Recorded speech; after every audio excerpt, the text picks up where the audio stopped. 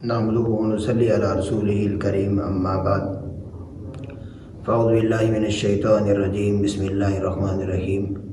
وما ابرئ نفسی ان النفس لامارۃ بالسوء۔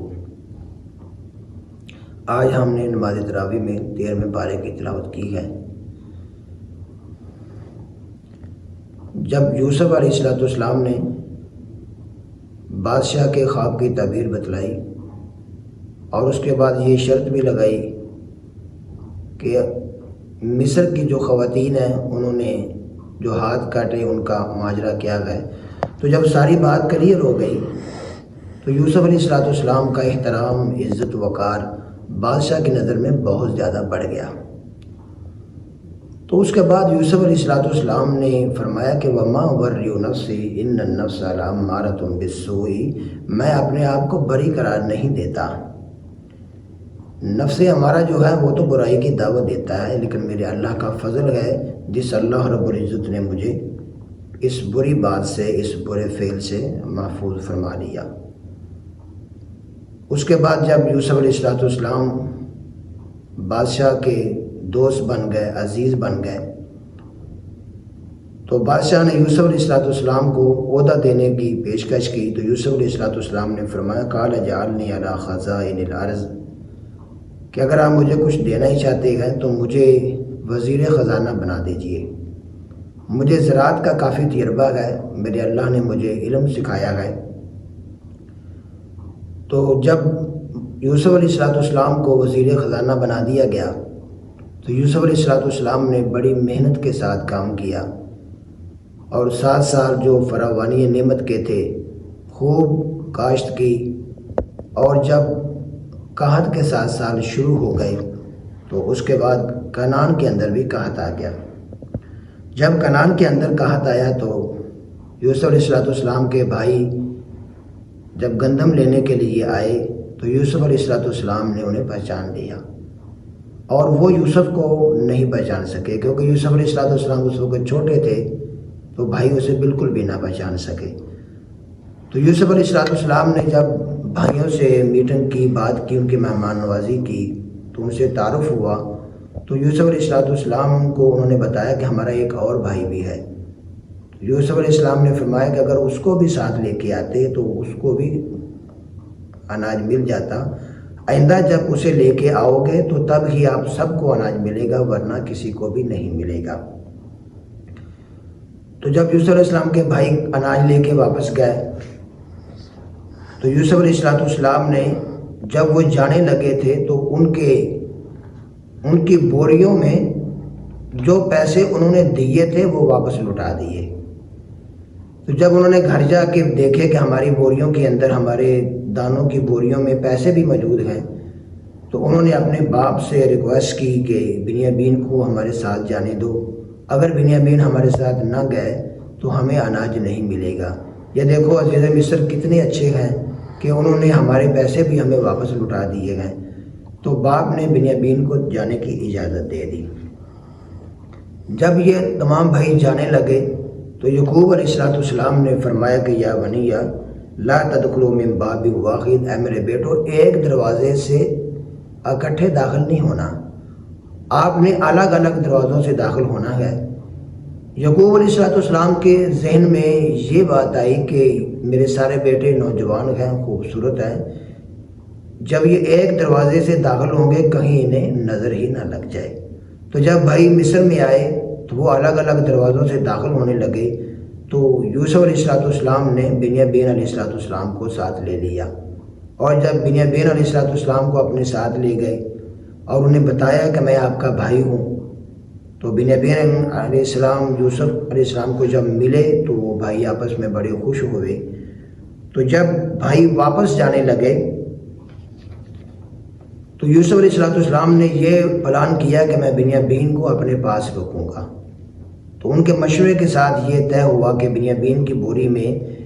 ایک برتن ڈال دیا جائے گا، تو اسی طرح جب بنیامین کے اوپر چوری کا الزام لگے گا تو انہیں یوسف علیہ السلام کے پاس روک لیا جائے گا۔ تو جب ایسا ہی ہوا تو یوسف علیہ السلام کے دوسرے بھائی پریشان ہو گئے، تو جب وہ پریشان ہوئے تو قرآن کہتا ہے فَلَمَّا اسْتَيْأَسُوا خَلَصُوا نَجِيًّا، تو جب انہوں نے بہت زیادہ من ترلے کیے، بڑی کوشش کی، لیکن یوسف علیہ السلام نے انہیں جانے نہ دیا، بنیامین کو اپنے پاس روک لیا۔ تو بھائی جب مایوس ہو کے واپس گئے تو یہودا جو ان کا بڑا بھائی تھا وہ بھی مصر میں رک گیا۔ انہوں نے کہا کہ میرے پاس تو ہمت ہی نہیں کہ میں باپ کا سامنا کر سکوں، پہلے ہم نے یوسف کے معاملے میں کوتاہی کی ہے، اب بنیامین بھی ہم سے چھن رہا ہے تو میں ساتھ نہیں جا سکتا۔ جب تمام بھائی یعقوب علیہ السلام کے پاس چلے گئے تو یعقوب علیہ السلام نے ان کی بات کو سنا اور فرمایا فلما اشکو بسی و حزنی الی اللہ، اے میرے بیٹوں میری شکایت اور میرا غم تو اللہ کے سامنے گئے، تو عنقریب میرا اللہ تمام کو میرے پاس لے کے آئے گا۔ جب تیسری مرتبہ گندم لینے کے لیے آئے تو یعقوب علیہ السلام نے ایک خط لکھ کے دیا، فرمایا کہ میرا یہ خط عزیز مصر کو دینا اور ان سے ریکویسٹ کرنا کہ تمہارے بھائی کو چھوڑ دے۔ تو جب بھائیوں نے یوسف علیہ السلام کو خط دیا تو یوسف علیہ السلام نے باپ کا خط پڑھا اور ساتھ رو رہے تھے، اور اس وقت سوال کیا کہ آپ نے اپنے بھائی یوسف کے ساتھ کیا کیا تھا۔ اس سوال سے انہیں شک پڑ گیا تو انہوں نے کہا قالوا انک لانت یوسف،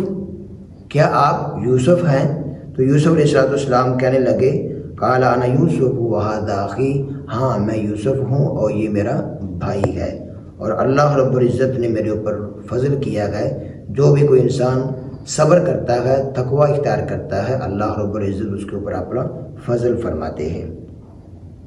اور ساتھ ہی یوسف علیہ السلام نے فرمایا لا تثریب علیکم اليوم، اے میرے بھائیوں میں نے تو تمہیں معاف کر دیا ہے،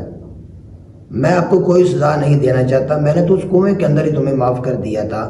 میرے دل کے اندر تمہارے بارے میں کوئی کینہ نہیں ہے، کوئی بغض نہیں ہے، یہ تو اللہ کا فیصلہ تھا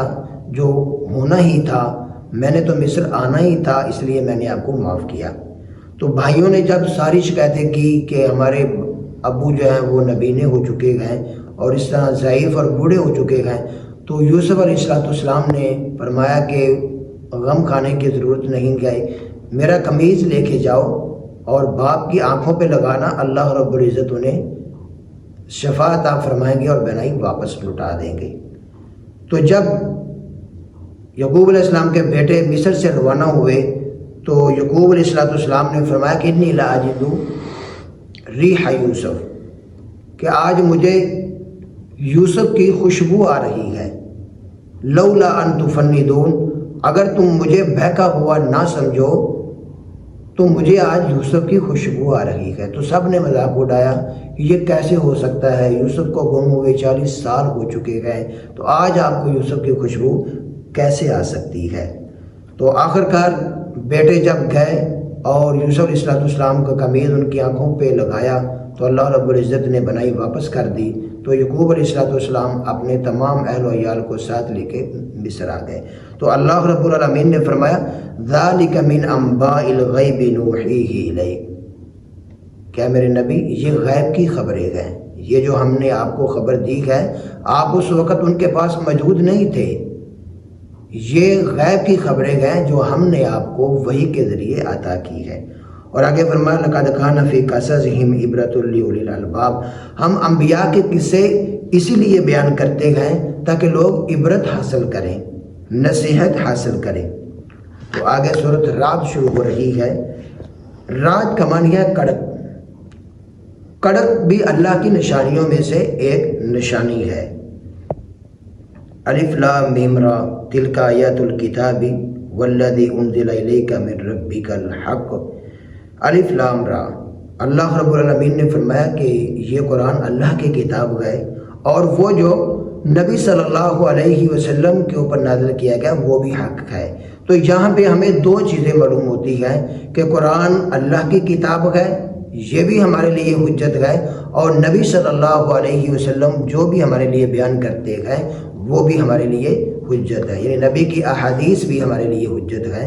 دین کے اندر ہم اللہ کی بات بھی مانیں گے، اللہ کے رسول کی بات بھی مانیں گے، جب ہم دونوں میں سے کسی کی بات کو